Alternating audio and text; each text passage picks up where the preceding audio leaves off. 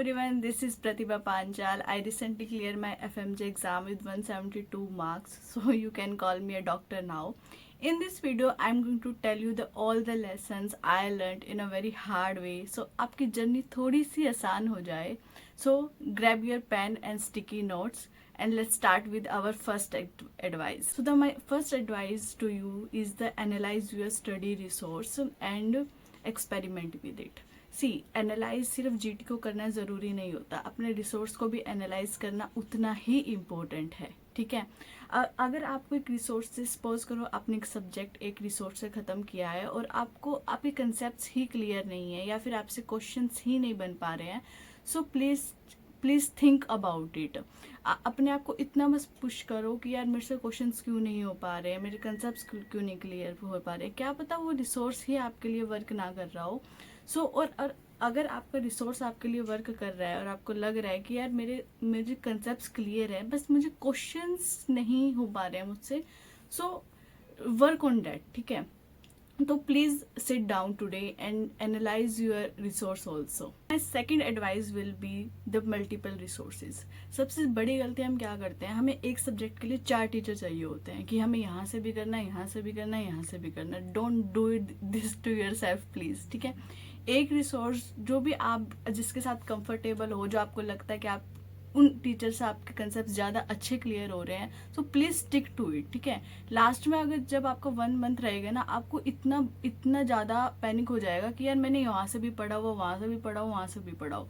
So please make 1 set of notes and एक ही teacher को आप आइडल माने, एक ही टीचर को आप फॉलो करें एक पर्टिकुलर सब्जेक्ट्स के लिए. आई एम नॉट सेइंग कि आप एक प्लेटफॉर्म को फॉलो करें, आई एम सेइंग कि एक टीचर को फॉलो करें. सपोज आप ऑब्स गायनी के लिए साक्षी मैम से पढ़ रहे हैं, तो please follow her till the end, ताकि आपको उनके कंसेप्ट आपके माइंड में फिक्स हो जाएं कि ओके मैम ने एक कंसेप्ट को ऐसे पढ़ाया था, और आपको एग्जाम हॉल में कोई प्रॉब्लम ना आए इसको रिकॉल करने में.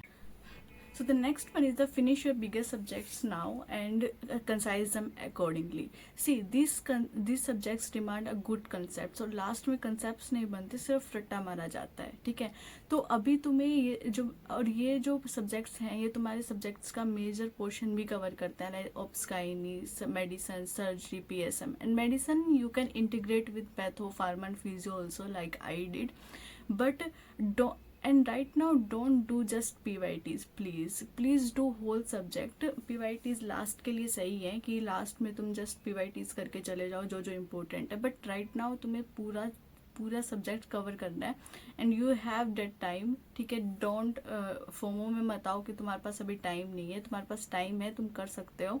ठीक है, एंड अगर तुमसे मेन वीडियोस नहीं होते हैं, just switch to RR, but please do the whole subject. ठीक है, don't just do the PYTs last के लिए ही रखना. And make the whole list of PYTs, तुम्हें टेलीग्राम पे भी मिल जाएगी and I will also share on my Telegram channel.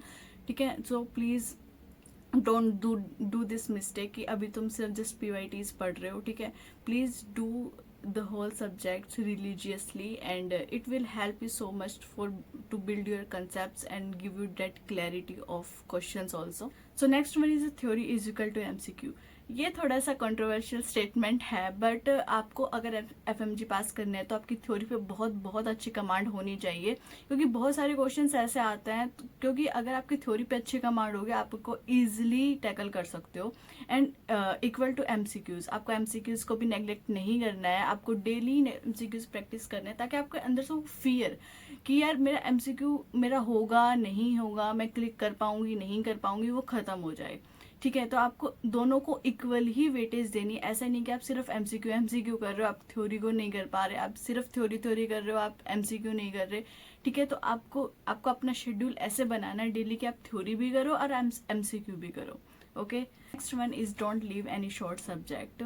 सी, आपको कोई भी सब्जेक्ट छोड़ के नहीं जाना है, क्योंकि at the end exam hall में आपको नहीं पता कौन सा क्वेश्चन आपको पॉप अप हो जाए और वो बहुत इजी आए. लाइक डरमेट के बहुत इजी क्वेश्चंस आते हैं, ऑर्थो के बहुत इजी क्वेश्चंस आते हैं, और FMG बहुत अनप्रिडिक्टेबल एग्जाम है. ठीक है, आप FMG एग्जाम प्रिडिक्ट नहीं कर सकते हैं कि कौन सा सब्जेक्ट का कितना रेशियो आपको एग्जाम में मिलेगा. तो आपको रिग्रेट ना रहे कल को कि यार अगर मैं ये सब्जेक्ट कर लेती तो मेरा इतने क्वेश्चंस मैं इंक्रीज कर पाती या फिर वो मार्क्स में इंक्रीज कर पाती, तो please don't leave any subject, ठीक है। आप अपना 100-200% दें, आप हर सब्जेक्ट को इक्वल वेटेज दे के एग्जाम हॉल में जाएं।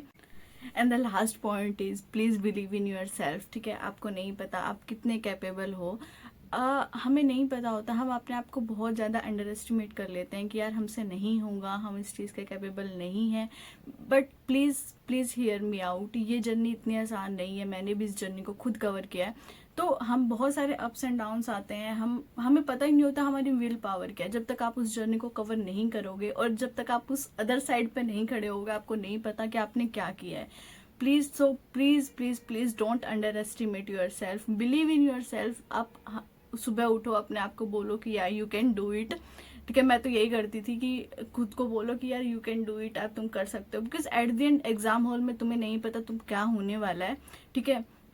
तो अपना बेस्ट निकालो, 200% अपना दो इस एग्जाम को। एंड बिलीव मी, आप जितने प्रैक्टिस करोगे, जितने MCQ प्रैक्टिस करोगे, जितना आप पढ़ोगे, जितना आप इस एग्जाम को 200% दोगे, इतना ही रिवॉर्डेड आपको रिजल्ट भी मिलेगा। सो पढ़ते रहो, ठीक है। और आपको कोई भी डाउट हो, please contact me on my Instagram and on my Telegram channel also.